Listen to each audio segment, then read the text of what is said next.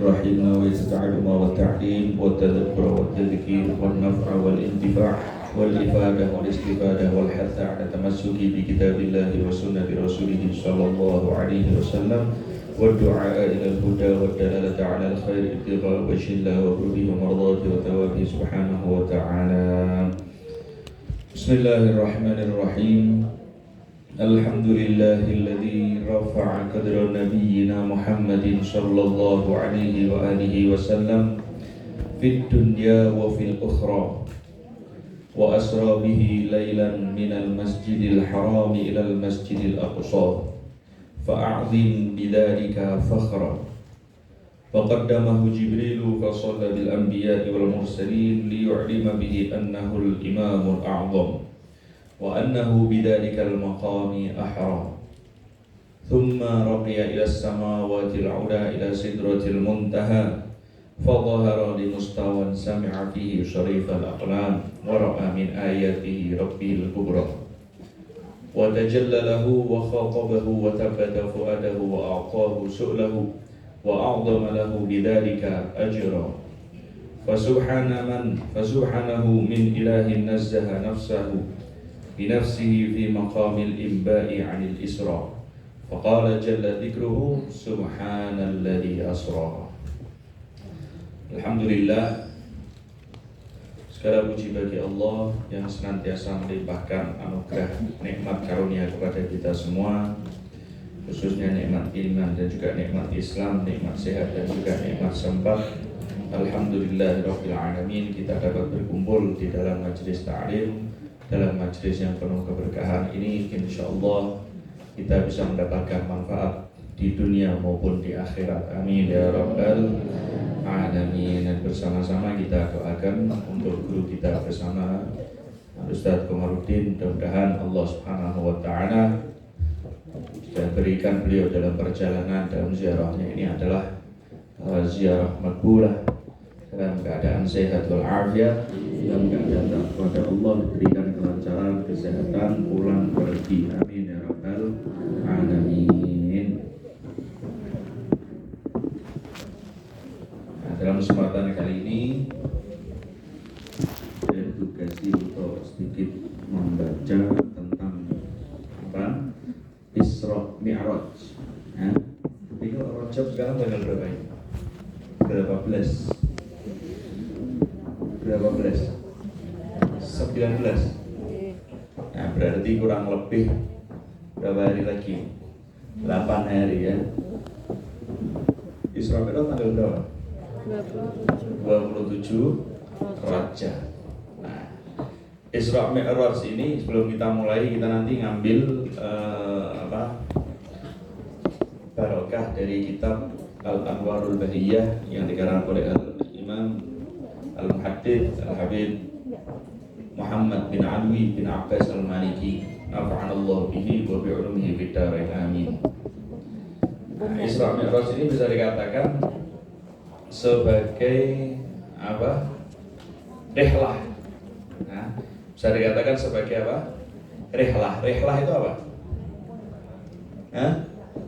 Rihlah itu piknik. Nah, piknik. Rihlah itu piknik.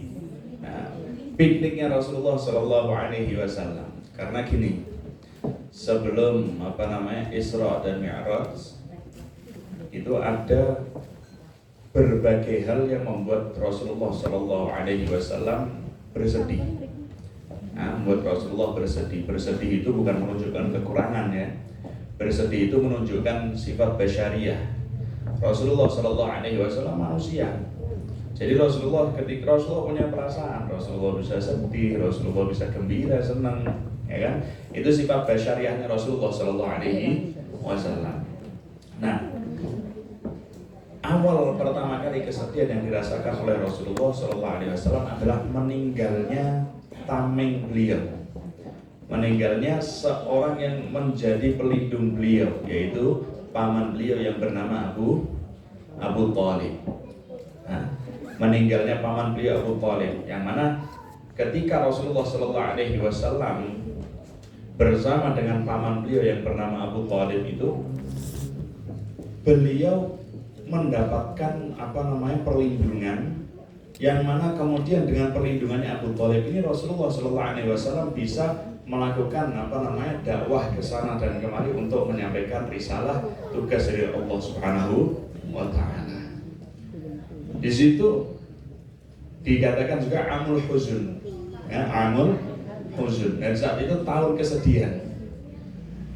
Tahun kesedihan Rasulullah itu yang dalam satu tahun itu terjadi bersama-sama. Yang pertama, Abu Thalib meninggal dunia.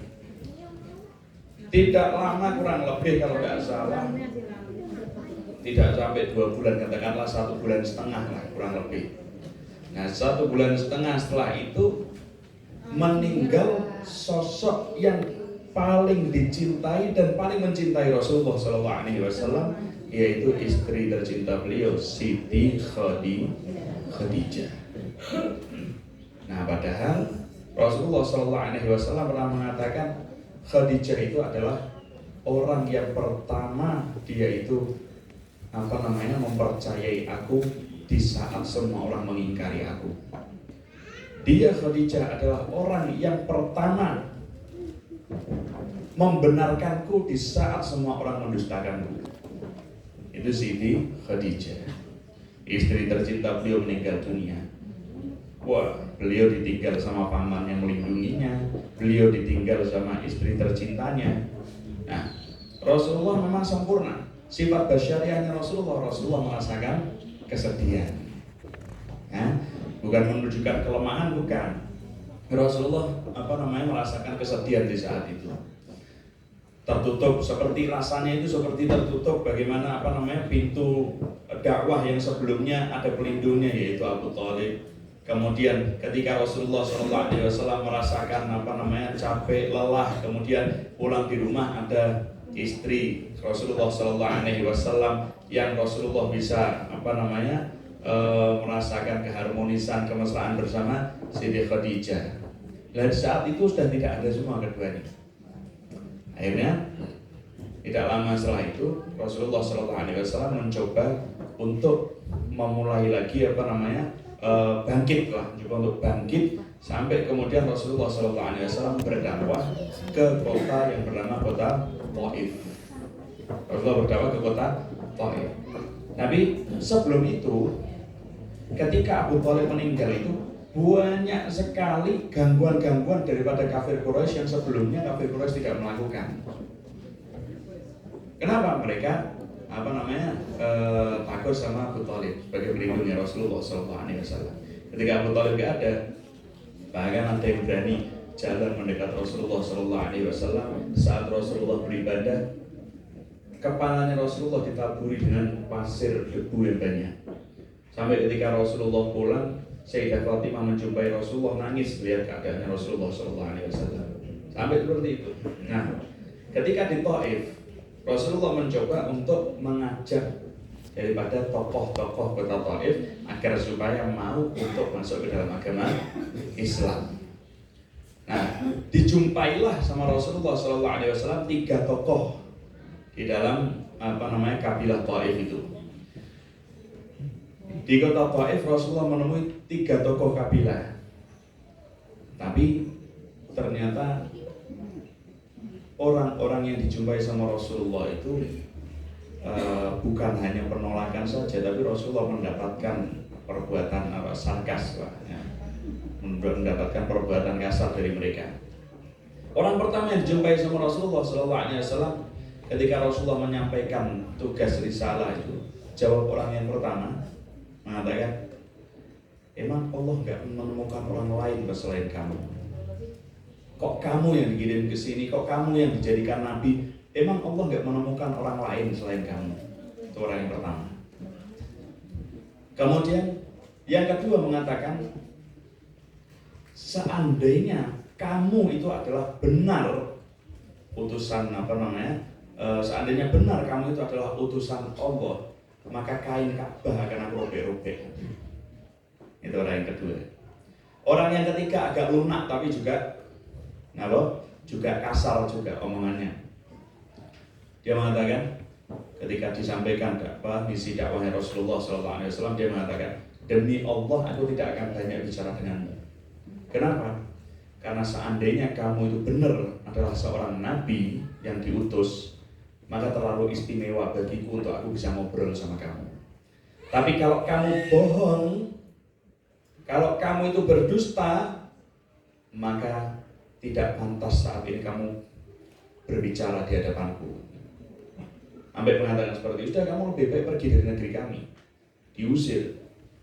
Ketika Rasulullah SAW keluar dari rumah tokoh-tokoh itu, tidak berhenti dengan ucapan kasar-kasar mereka itu. Tapi tokoh-tokoh itu kemudian menyuruh budak-budak mereka, anak-anak kecil mereka untuk mencaci maki Rasulullah, bahkan melempari batu dan barang-barang apapun yang ada di hadapan mereka untuk menyakiti Rasulullah SAW. Sampai Rasulullah SAW dan saat itu kalau tidak salah ditemani sama Zaid bin Harithah ya. Kalau tidak salah ditemani sama Zaid bin Harithah. Nah, saat itu Rasulullah menyelamatkan diri, Zaid bin Harithah ini melindungi Rasulullah SAW, tapi percuma juga. Saking banyaknya lemparan-lemparan dari orang-orang tersebut, kaki Rasulullah SAW sampai berdarah. Zaid bin Harithah badannya berdarah-darah, kepalanya sampai berdarah-darah melindungi Rasulullah SAW dari lemparan-lemparan itu. Sampai akhirnya mereka keluar dari kota Thaif. Dan di saat itu Rasulullah SAW bukan berputus asa bahkan, ya, karena mungkin Rasulullah SAW putus asa untuk menjalankan tugas dari Allah. Di saat itu Rasulullah sudah menyerahkan segalanya kepada Allah. Rasulullah sudah menyerahkan segalanya kepada Allah.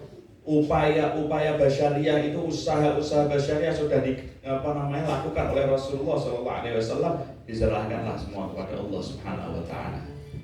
Nah, ini kita bisa ambil pelajaran dari sini dulu nih. Kita bisa ambil pelajaran bahwasannya apa? Kita ini, terutama kita sebagai umatnya Rasulullah SAW yang meneruskan estafet dakwah beliau sampai saat ini. Kita ini hitung-hitung, apalagi kita hidup di Indonesia, terutama dari Jawa ini, kita sudah dikasih enak-enak. Kalau tak tanglet niki terutama sing dados nopo tokoh-tokoh, mana sing dados ustad-ustad niki, pernah nopo mboten do misalkan jenengan ngisi ngaji den pundi disawati karo wong? Mboten pernah. Jenengan diusir mau mboten pernah. Niki sakniki pun penak sedaya alhamdulillah. Wah, niki atur niki pun lungguh penak, mau dicawisi kursi empuk, dikei ombe anget-anget. Bakdo niki yo dikei mangan, balik jadi sangoni. Ngono kok jek ngomong ngeluh, ngomong kesel, ora isin karo Kanjeng Nabi. Ya, Kanjeng Nabi tidak dibayar sama sekali, tidak kemudian dikei ombe, tidak kemudian dikasih tempat duduk empuk. Nah, kita belum pernah merasakan seperti itu. Dia ngomong, apa orang wong liya atau daripada kowe. Nah, itu dikatakan, orang mengatakan pada Rasulullah SAW seperti itu. Tapi bagaimana? Rasulullah SAW tidak menyerah. Rasulullah SAW terus tetap berjalan. Maka dari itu, ayo kita bersama-sama, ya, ayo kita bersama-sama meneruskan ini estafet dakwahnya Rasulullah SAW tanpa ada kata putus asa, tanpa menyerah, dan terutama jangan terus pengen dihormati karo wong. Nah, dados tiyang sing ning ngarep, dados pangarep niku mboten terus kudu dihormati, bukan. Tapi saya teringat ada nasihat daripada saya punya guru Habib Taufik bin Abdul Qadir Asghar. Beliau mengatakan, tuntut dirimu untuk menghormati orang lain, jangan tuntut orang lain untuk menghormatimu. Tuntut diri Anda untuk menghormati orang lain, bukan Anda menuntut orang lain untuk menghormati Anda. Nah, itu nasihat beliau. Nah, kemudian itu kembali lagi ke Isra Mi'raj, ketika Rasulullah SAW menyerahkan seluruhnya kepada Allah Subhanahu wa Ta'ala, Allah mendengar Rasulullah SAW bermunajat kepadanya. Rasulullah SAW menyampaikan, menyerahkan segala sesuatu kepada Allah Subhanahu wa Ta'ala.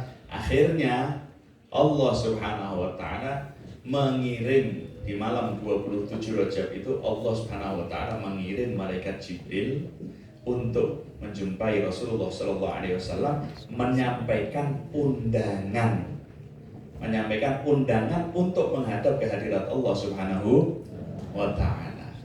Nah, yang kita baca daripada ringkasan Al-Muntakhab Al-Anwar Al-Bahiyah.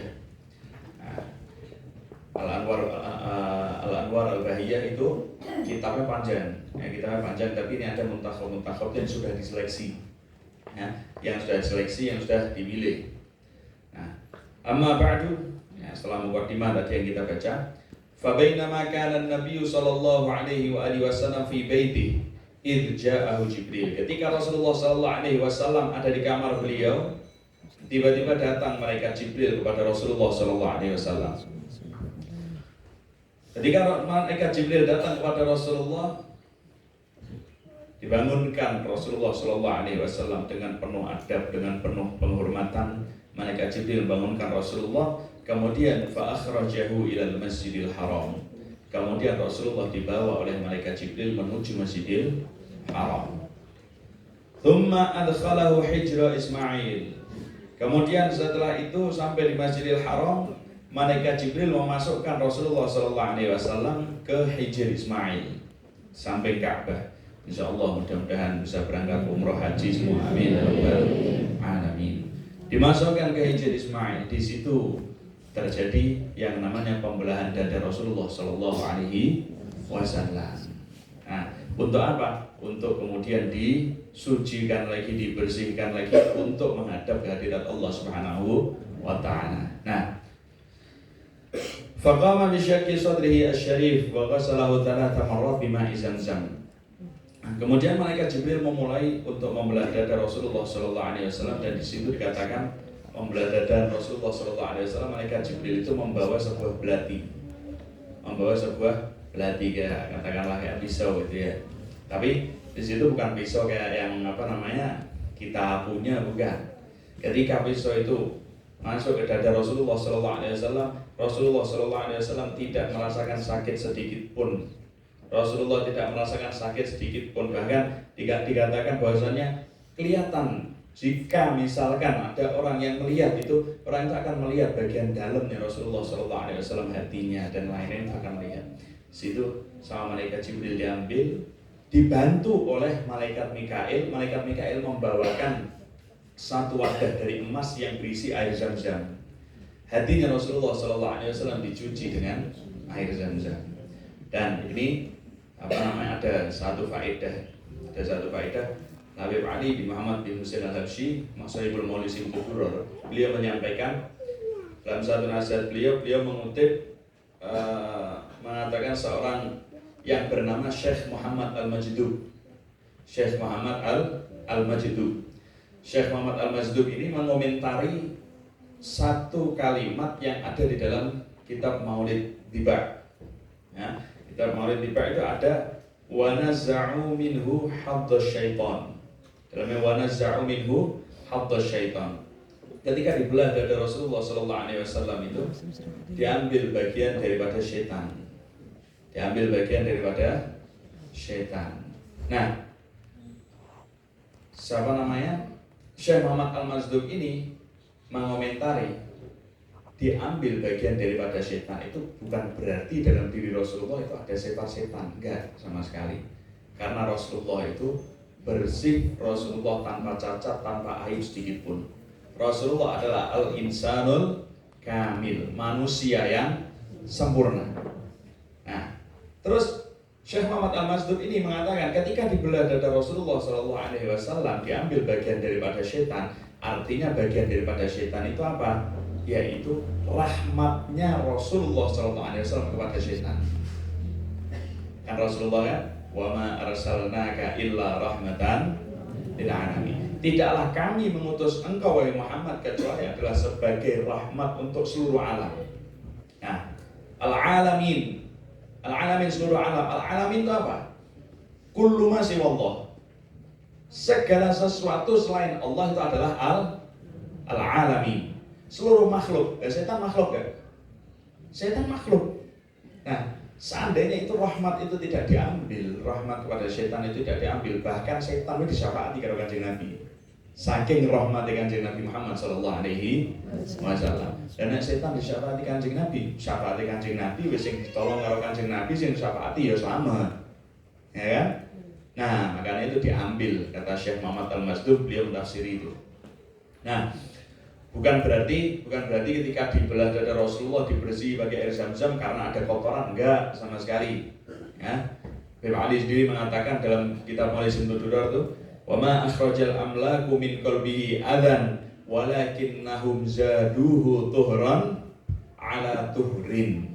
Dalam Malisin Tudurar disebutkan, para malaikat itu ketika membelah dada Rasulullah Sallallahu Alaihi Wasallam, mengeluarkan hati Rasulullah Sallallahu Alaihi Wasallam kemudian dicuci, bukan berarti karena ada kotoran, bukan.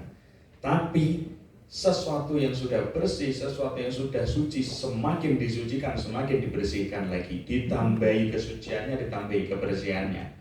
Kemudian wa mala'ahu hilman wa ilman wa yakinan wa islaman. Hati itu kemudian dipenuhi dengan kebijaksanaan, sifat kebijaksanaan, pengetahuan, keyakinan, keimanan, keislaman ditaruh dalam hati Rasulullah Shallallahu Alaihi Wasallam.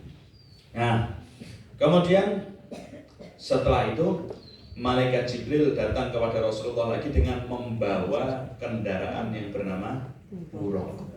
Apa? Buraq. Nah, buraq ini dikirim oleh Allah Subhanahu wa taala kepada Rasulullah sallallahu alaihi wasallam sebagai tunggangan karena Allah Subhanahu wa taala mengundang Rasulullah sallallahu alaihi wasallam. Sebagaimana yang dikatakan ala adatil muluk idza stata'u adiman. Sebagaimana dulu itu ya, kebiasaannya raja-raja dulu ketika mereka itu mengundang seorang yang dimuliakan, para raja itu bukan hanya mengundang saja, tapi mereka ba'atu ilaihi an-najiba muhayya'an. Tapi mereka, para raja-raja itu juga memberikan mengirimkan tunggangan juga, kendaraan juga untuk sebagai kendaraan yang digunakan menuju istana raja tadi. Nah, itu adalah merupakan sebagai ijlalan wa ta'ziman, sebagai penghormatan, sebagai ta'zim, ya, sebagai kemuliaan untuk Rasulullah Shallallahu Alaihi Wasallam. Nah, kemudian singkat cerita, Rasulullah Shallallahu Alaihi Wasallam menunggangi buraq tadi, kemudian berjalan bersama malaikat Jibril. Di situ ada Rasulullah Sallallahu Alaihi Wasallam melewati beberapa tempat-tempat yang mulia, dan di situ Rasulullah juga mendapati pemandangan-pemandangan yang istimewa. Nah, faminha, sebagian daripada tempat yang disinggahi oleh Rasulullah Sallallahu Alaihi Wasallam. Yang pertama, ardun dzatu nakhlin, yaitu Rasulullah singgah ada di satu tempat yang di situ ada pohon-pohon kurma. Faqala lahu Jibril, kemudian malaikat Jibril mengatakan kepada Rasulullah, inzil fasholli hahuna. Ya Rasulullah, turunlah terlebih dahulu, kemudian sholatlah di tempat ini. Rasulullah akhirnya turun, kemudian mendirikan sholat di situ. Selesai itu, Rasulullah nunggang buraq lagi, kemudian melanjutkan perjalanan. Ketika melanjutkan perjalanan, malaikat Jibril tanya sama Rasulullah, ya Rasulullah, atadri aina shallaita? Ya Rasulullah, tahukah Anda tadi Anda sholat di mana? Rasulullah mengatakan, enggak tahu wajib. Qala, malaikat Jibril mengatakan, shallaita bi Thaibah wa ilaihal muhajarah. Anda tadi sholat wahai Rasulullah ada di tempat yang bernama di negeri Thaibah, di tempat yang bernama Thaibah. Nah, Thaibah itu dispil sama malaikat Jibril ini. Ibaratnya bahasanya saya ini dispil itu kayak dikasih kisi-kisi lah, kasih bahasanya apa? Spil itu. Modul. Nah, bahasa kekinian itu kan spil ya. Jadi dikasih dikasih bocoran ya, dikasih bocoran sama malaikat Jibril. Ini kota Thaibah ini sok ben jenengan bakal hijrah ke sana. Nah, kota Thaibah ini yang menjadi kota Madinah saat ini.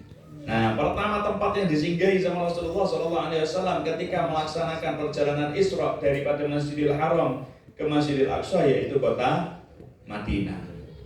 Nah, setelah itu berjalan ini buraq bersama Rasulullah SAW dan malaikat Jibril sampai ke tempat yang bernama kota Madian.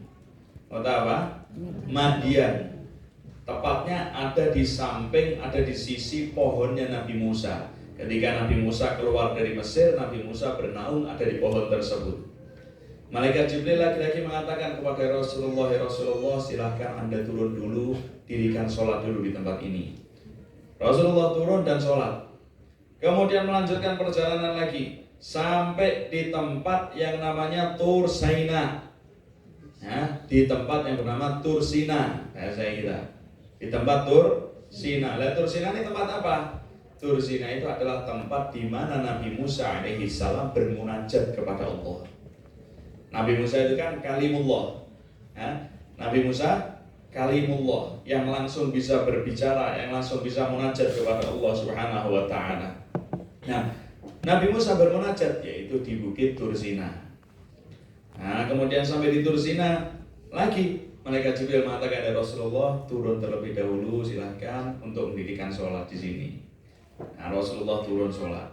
Sampai kemudian ada di tempat beliau berhenti di satu tempat yang di situ Rasulullah di tempat tersebut bisa melihat istana-istana yang ada di negeri Syam.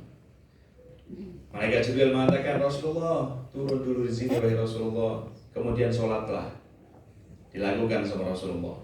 Ketika melanjutkan perjalanan, malaikat Jibril menanyakan, "Ya Rasulullah, atadri aina sholaita?" Apakah Anda tahu tadi barusan ini Anda sholat di mana? Lagi-lagi Rasulullah menjawab, "Gak tahu ya Jibril." Qala sholaita bi baiti lahmin haitsu wulida Isa bin Maryam. Barusan Anda tadi sholat di tempat yang bernama Baitul Lahmin atau Bethlehem. Apa? Bethlehem. Nah, Bethlehem itu apa? Bethlehem itu adalah tempat dilahirkannya Nabi Isa bin Maryam. Nah, itu kemudian perjalanan masih singgah di beberapa tempat lagi. Tapi dari sini ini kita berhenti di sini, kita ambil pelajaran. Tadi kita mengatakan Isra Mi'raj Rasulullah sallallahu alaihi wasallam ini katakanlah piknik, ya, pikniknya Rasulullah sallallahu alaihi wasallam. Dari sini kita bisa ambil pelajaran tata cara berpiknik. Ya, tata cara berpiknik. Nah, kita kalau piknik biasanya pokoknya healing, senang-senang, jalan-jalan, refresh gitu ya. Gak mikir mau sholat lah atau apa sholat engko lah, pikir kiri penting piknik sih. Nah, mungkin kita seperti itu. Nah, ini kita lihat Rasulullah SAW ini juga bisa sebagai contoh, ya, sebagai dalil ketika kita itu mengunjungi daripada napak tilas pendahulu kita. Nih, Rasulullah SAW sampai di Madian, sampai di Bethlehem, sampai di Tur Sina. Tempat peribadahannya para nabi yang terdahulu. Nah, sekarang terutama nih kita sering ketika kita berziarah, kita ziarah ke makam orang yang soleh, kita ziarah ke ma'bad atau napak tilas, ya, tempat khalwatnya orang-orang yang soleh. Nah, adab yang kita lakukan di situ, tata cara yang kita lakukan di tempat-tempat yang mulia itu bukan selfie, ya, bukan selfie. Tapi gimana? Selfie itu pikir-kiri, yang terakhir woi. Tapi kita sampai di sana, kita pakai kita mau Al-Quran atau kita sholat 2 rakaat di tempat itu. Kenapa? Itu tempat ibadahnya orang-orang terdahulu, tempat-tempat ibadah. Ya, misalkan kita ziarah ya, di situ kita baca tahlil, baca yasin, baca Al-Quran.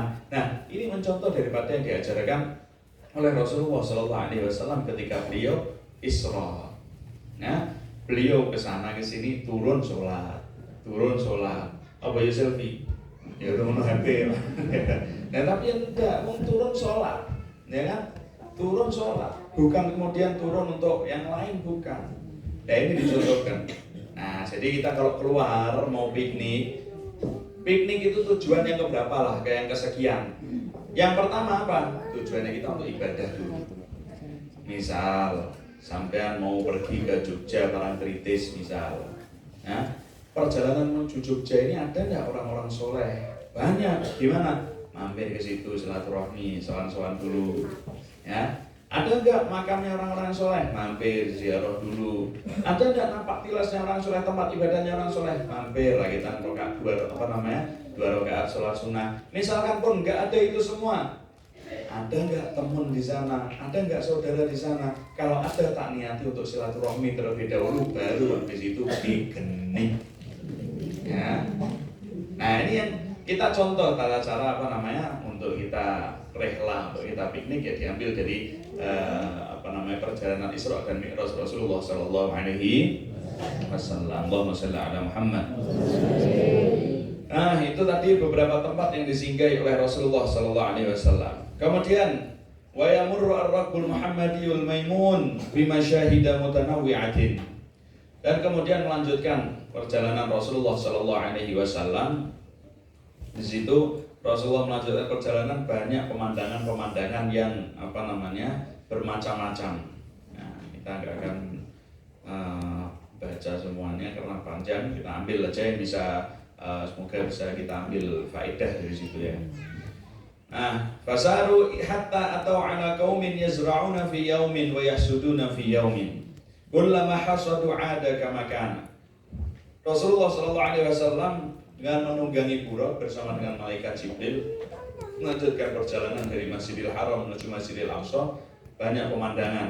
Ada pemandangan yang pertama yang tadi kita baca itu, Rasulullah melihat ada satu sosok dari bangsa jin yang membawa api. Itu Rasulullah Sallallahu Alaihi Wasallam ketika melihat ke sana, Rasulullah merasa nggak nyaman ini diikuti sama itu sosok itu. Kemudian Rasulullah tanya sama malaikat Jibril, Jibril itu siapa? Malaikat Jibril mengatakan itu Ifrit, itu jin Ifrit. Maukah Anda aku ajarkan bacaan untuk kemudian ketika engkau membaca maka dia akan pergi. Diajari sama malaikat Jibril bacaan meminta perlindungan kepada Allah, panjang itu bacaannya. Nah kemudian Rasulullah membaca, setelah itu api yang dibawa sama Ifrit ini justru menyambar kepada Ifrit sendiri sampai dia terjatuh, tersungkur dan dia hilang. Nah ini bisa, kalau dari situ kita ambil pelajaran, ketika dalam keadaan apapun, ada gangguan apapun, jangan berlindung kepada selain Allah.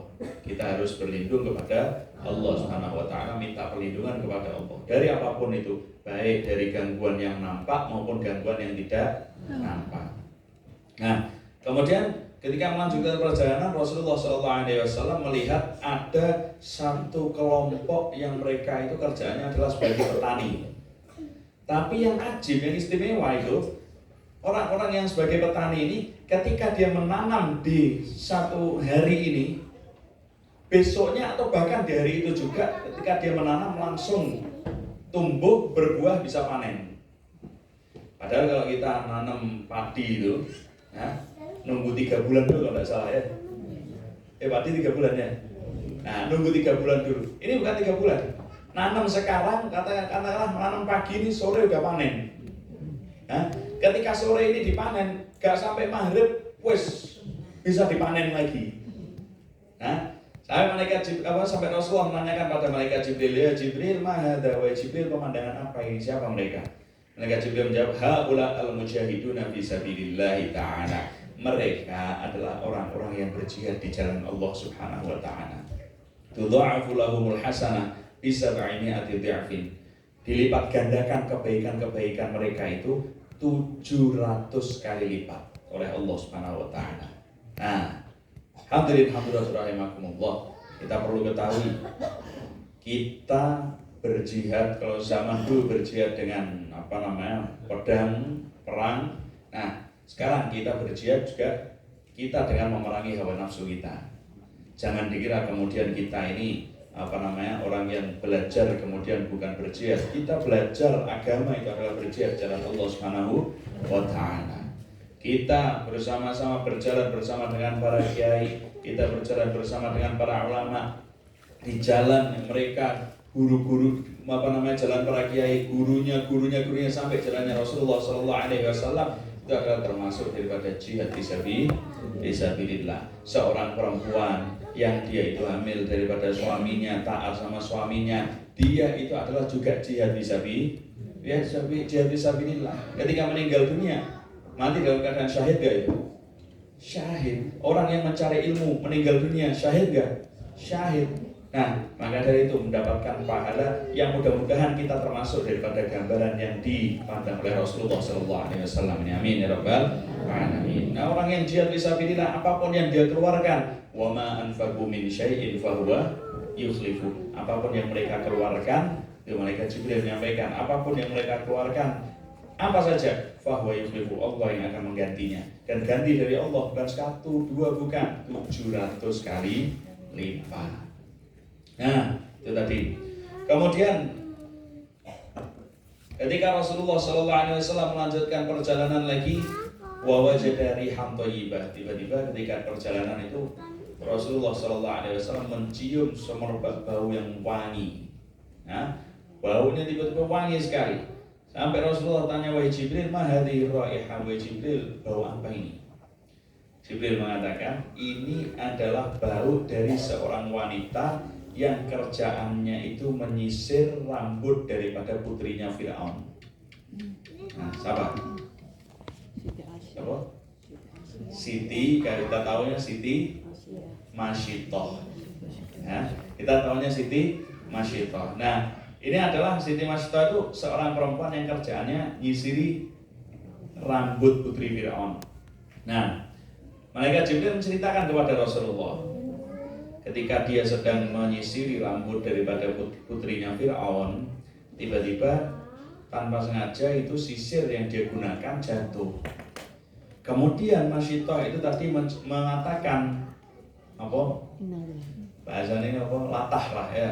Saya keperucut lah mulutnya itu, mengatakan Bismillahi ta'isa Fir'aun.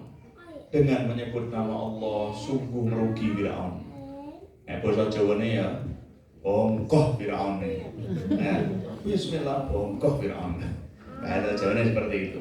Nah, kemudian ini anak perempuannya dengar mengatakan, loh, kan Fir'aun itu kan ngaku sebagai Tuhan. Fir'aun itu ngaku sebagai Tuhan. Anak perempuan Fir'aun ini mengatakan, loh, apa kamu ini punya Tuhan selain ayahku? Dengan mantap, tanpa rasa takut, tanpa rasa ragu, Masyitoh itu mengatakan, na'am, iya, aku punya Tuhan selain ayahmu. Qalat afa ukhbiru bidzalika abi? Tak wadulno lho sampean ning abahu. Nah, tak wadulno lho sampean ning bapakku. Ya monggo, kata Masyitoh. Ketika itu diwadulkan. Setelah itu Fir'aun mengundang si Masyitoh ini untuk menghadap. Sampai di depan Fir'aun mengatakan, Masyitoh, awalaki rabbun ghairi, apa kamu punya Tuhan selain aku? Dengan mantap lagi di hadapan Fir'aun tanpa rasa takut, si Masyitoh mengatakan, ya Rabbi wa Rabbuka Allah, Tuhanku dan Tuhanmu adalah Allah Subhanahu wa ta'ala. Nah, marah nih Fir'aun langsung kan. Nah, akhirnya keluarganya Masyitoh ini semuanya, ada suaminya, kemudian ada 2 anaknya, yang satu sudah agak besar, yang satu masih menyusu. Nah, semua dipanggil, kemudian dikasih pilihan sama Fir'aun. Kamu mau meninggalkan agamamu, keyakinanmu, kamu selamat, atau kamu tetap pada keyakinanmu tapi kamu dan keluargamu semuanya mati. Nah, si Masyitoh dan suaminya dengan mantap mereka menolak rayuan Fir'aun itu. Tetap pada agamanya, tetap pada keyakinannya. Nah ini, makanya kita harus tetap yakin dalam gangguan apapun, dalam tekanan apapun kita harus selalu yakin. Nah, akhirnya Fir'aun mengatakan, dah, berarti aku akan bunuh kalian, aku akan hukum kalian hukum mati. Kemudian Masyitoh mengatakan, ya kalau memang kamu mau menghukum mati kami, tolong nanti jadikan kami ada di satu tempat saja, jangan kamu pisah-pisah. Nah Fir'aun, ya itu hakmu yang akan aku penuhi sebagai permintaan terakhirmu, kata Fir'aun. Akhirnya di sini dikatakan hukumannya itu berupa, kalau yang biasa kita dengar dengan dimasukkan cemplungkan ke minyak panas ya, yang sering kita dengar. Kalau di sini dikatakan tsumma amara biha fa amara bi baqaratin min nuhasin fa uhmiyat. Hukumannya ini Fir'aun memerintahkan pelayan-pelayannya itu untuk menyiapkan besi yang bentuknya itu sapi besar. Bentuknya sapi besar yang terbuat nuhas apa? Tembaga ya. Perunggu, tembaga gitu ya. Nah, Kemudian itu dalamnya kosong, tapi bentuknya sapi besar. Kemudian dipanaskan, di bawahnya itu api yang besar. Nah, setelah itu terbuka ini sapi, mereka semua satu persatu suruh masuk ke dalamnya. Padahal sampai naik kenyos panci biar rasanya. Wah, apa cek udut ngono sing meletik ngono kuwi wis tipat misalnya ya. Iki wesi dipanaske, wong dikon mlebu. Ya, orang disuruh masuk satu persatu dari suaminya, kemudian anaknya yang besar, sampai kemudian Masyitoh yang sedang menggendong anak yang masih menyusu umurnya itu.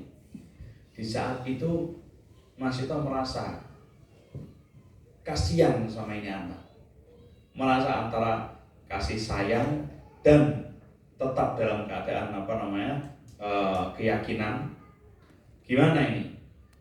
Dalam keadaan itu tiba-tiba Allah SWT mengizinkan anak yang masih menyusu ini kemudian berbicara.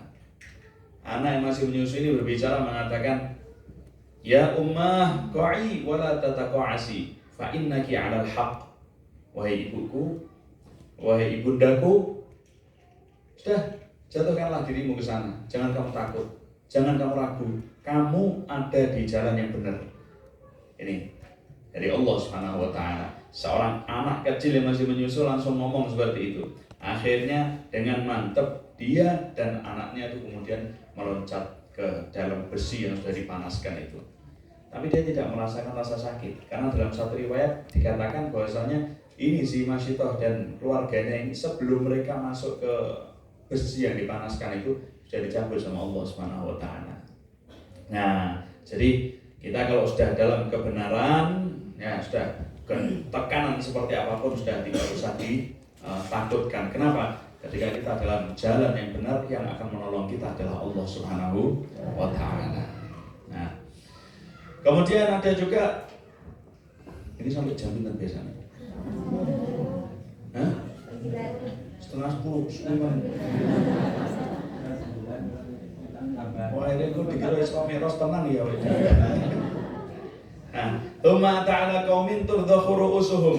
Kemudian Rasulullah SAW sampai di satu pemandangan, Rasulullah melihat ada satu kelompok yang mereka ini membenturkan kepalanya mereka sendiri ke batu yang besar, yang kasar, dibentur-benturkan sampai hancur.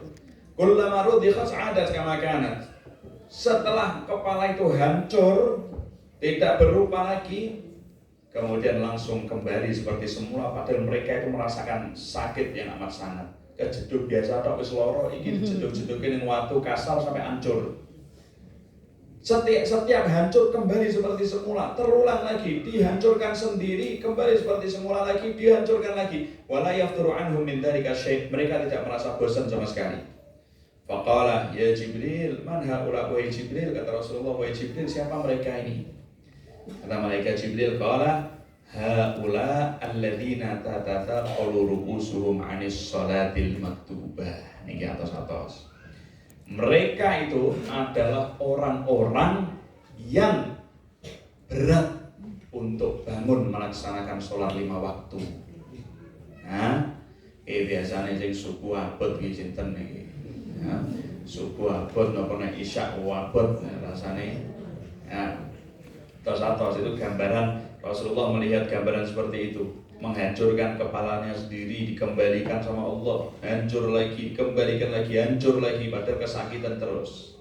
Nah, itu gambaran orang yang kepalanya berat, diajak bangun untuk sholat, ngajak tangi sholat, wah, saya mang menit meneh, ya, saya mang menit meneh, dinengke mang menit terus, tangi jam 7, ya, padahal nek, weh ayo tangi, bikin ayo, dan gaspol.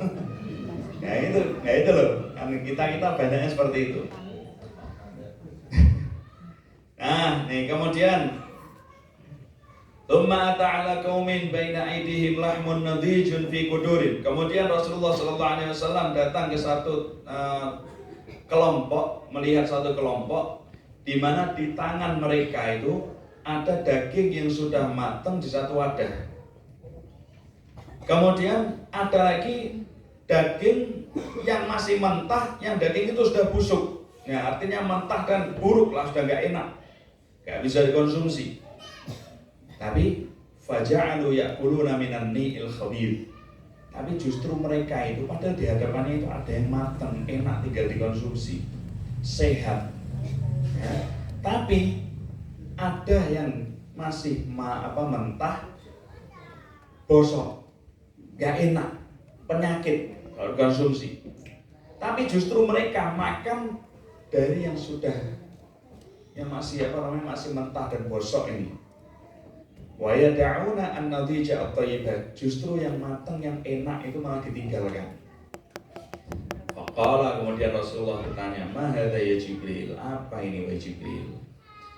Kemudian malaikat Jibril menjawab, "Hadza ar-rajulu min ummatika takunu 'indahu al-mar'ah al-halal at-thayyibah fayati imra'atan khabithatan fayabitu 'indaha hatta yusbiha." Nih, mereka adalah orang laki-laki daripada umatmu yang mereka di sisinya itu ada seorang perempuan yang halal, yang bagus, yang indah baginya. Tapi dia mendatangi seorang perempuan yang buruk, yang haram baginya, kemudian dia bermalam ada bersama perempuan yang haram baginya itu sampai pagi hari.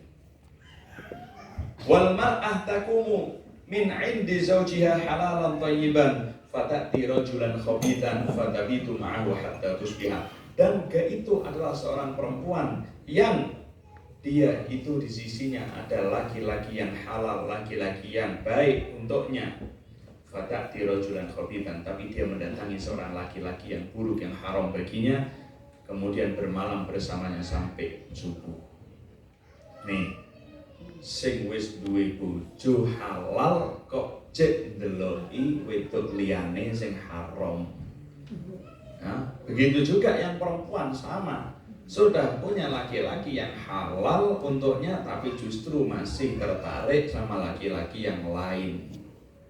Nah, ini perlu hati-hati. Ini gambarannya seperti itu. Wis ono sing mateng, enak, sehat, kok malah milih sing bosok, penyakitan. Nah, walayadu billah min dzalik. Mudah-mudahan kita semua dijaga daripada perzinahan. Amin ya rabbal alamin. Masih banyak lagi nih aslinya. Kalau mau bahas semua ya oke, mawon kali Kumar mawon. Nah, walhasil, ya ini kita langsung jalan pintas saja, ya, langsung jalan pintas. Jadi ketika Isra dan Mi'raj, Rasulullah SAW sepulang dari Isra Mi'raj membawa oleh-oleh apa? Sholat 5 waktu yang aslinya dari 150 waktu, jadi 5 waktu. Nah, sebenarnya ketika Rasulullah SAW sampai di hadirat Allah Subhanahu wa Ta'ala di Sidratul Muntaha, di tempat yang tidak ada satupun makhluk bisa sampai ke tempat itu kecuali adalah Rasulullah SAW. Bahkan malaikat Jibril gak berani ke tempat itu, gak mampu ke tempat itu. Nah, di situ Rasulullah SAW merasakan kenikmatan yang sangat, ya, keindahan yang sangat, terus gak ada duanya.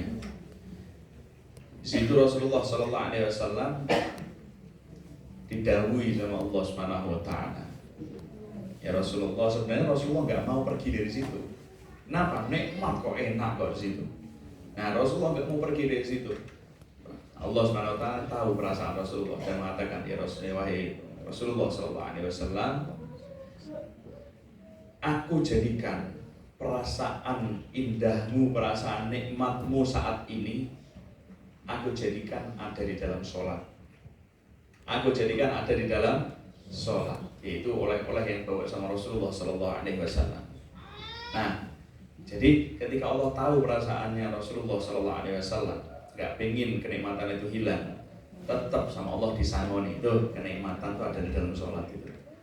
Nah, mudah-mudahan kita bisa menikmati sholat kita, bisa merasakan kekhusyuan dalam sholat. Amin ya rabbal alamin. Makanya buktinya Rasulullah SAW ketika masuk jam waktu sholat, ya, ketika masuk waktu sholat, muadzinnya Rasulullah siapa? Bilal. Terkenal Bilal. Nah, Rasulullah selalu mengatakan kepada Bilal, ketika masuk waktu sholat, Arihna ya Bilal, arihna ya Bilal. Wahai Bilal, buat aku tenang, buat aku senang, wahai Bilal. Apa? Kemudian Bilal adzan. Nah, ketika Rasulullah melaksanakan sholat, senang Rasulullah SAW. Nah, makanya kita kalau mau sholat ya senang. Ketika masuk adzan itu yang diucapkan pas krungu Allahu Akbar langsung alhamdulillah. Ojo terus nek krungu adzan, aduh adzan iki. Nah, iki sapa iki? Akeh ra sing ngono. Akeh. Waduh, wis adzan. Nah, ini loh. Rasulullah wis seneng kok. Mau malah seneng ayo buat hati kami tenang, buat hatiku tenang wae Bilal jenengan malah sumpek tenan. Sing ditiru sapa nek ora niru Kanjeng Nabi ya. Nah, mudah-mudahan nih pertemuan kita pada malam hari ini bisa membawa manfaat untuk kita semua dunia maupun di akhirat. Lebih kita mantap pada Rasulullah, lebih kita cinta kepada Rasulullah sallallahu alaihi wasallam. Amin ya rabbal alamin. Wallahu a'lam. Subhanakallahumma bihamdika asyhadu an la ilaha illa anta astaghfiruka wa atubu ilaik. Wassalamualaikum warahmatullahi wabarakatuh.